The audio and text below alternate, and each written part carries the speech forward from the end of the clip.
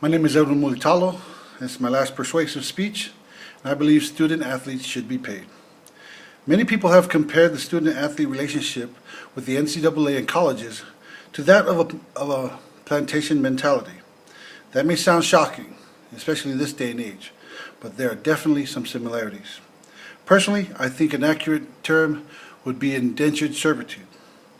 When the university wines and dines a future student athlete, they don't tell you how disproportionate the arrangement will be, or that many times you will barely get by on the scholarship that they are offering you.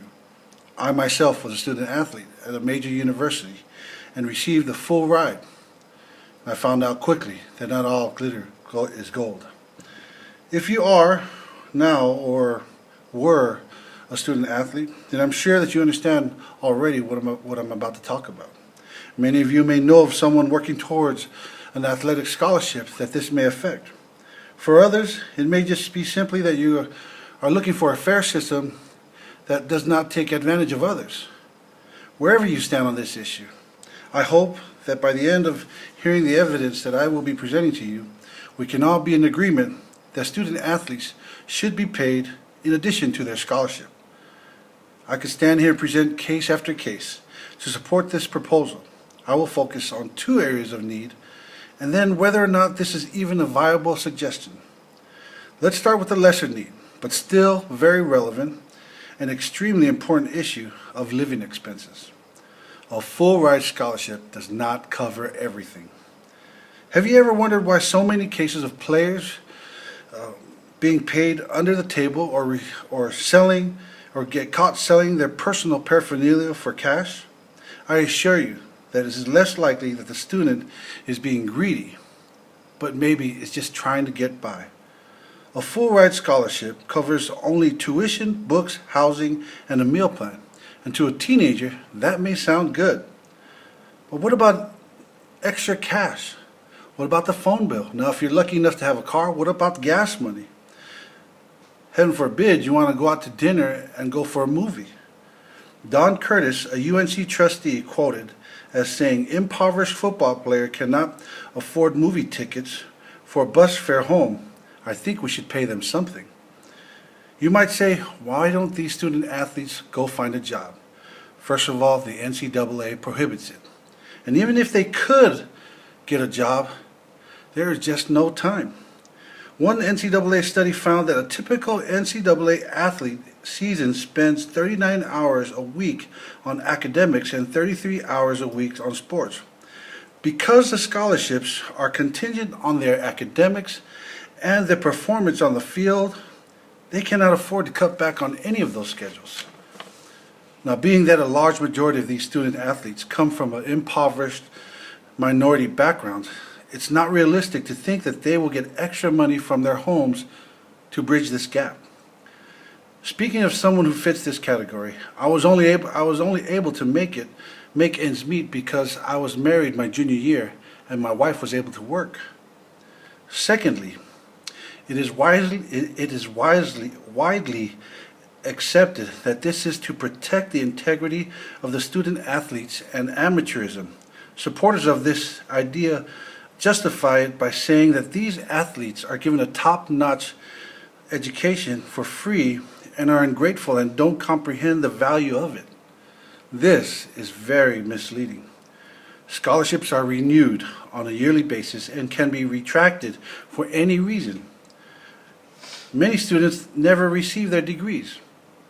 Many schools will continue to pay tuition if the athlete can't play for injury, but isn't required to do so, so some do not. Which leads me to a more ethical question. Sports economist Andrew Zimbalist has written, "The term student athlete is used to help the NCAA in its fight against workmen's compensation insurance claims for injured football players."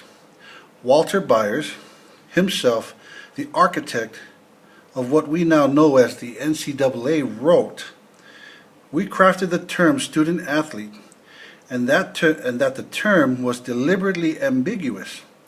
This came into play in the 1950s when Ray Dennis died of a head injury while playing for Fort Lewis A&M Aggies. His widow sought workman's compensation for the school. Was his death a work-related incident? Was he a school employee? The courts ruled no. Next, in 1974, the TCU running back Kent Waldrop was paralyzed from the neck down in a game against the Alabama Crimson Tide. After 9 months of paying medical bills, TCU University decided not to pay anymore. Through the 90s, he pursued a lawsuit for workers' compensation, but was unsuccessful. Through the years, the student-athlete defense has allowed victories for a long list of liability cases for the NCAA and colleges. The NCAA long used the term as a shield and a camouflage, and camouflaged it as a noble idea of amateurism.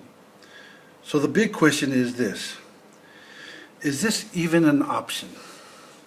Does the NCAA and universities have the financial means to pay student athletes? Will they? They will say no, but many economists say absolutely they do. CBS Sports and Turner Broadcasting paid $771 million in 2011 to the NCAA for the television rights for March Madness. That's $750 million built on backs of amateurs' unpaid labor.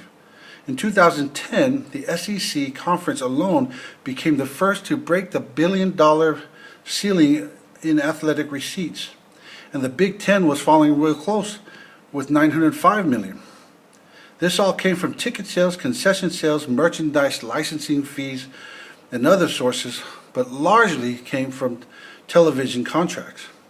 According to research by Charles Clotfeller, the economist at Duke, the average salary for head coaches, now more than $2 million, has grown 750% since 1984. Assistant coaches have generally topped $200,000, with top assistants in the SEC averaging $700,000.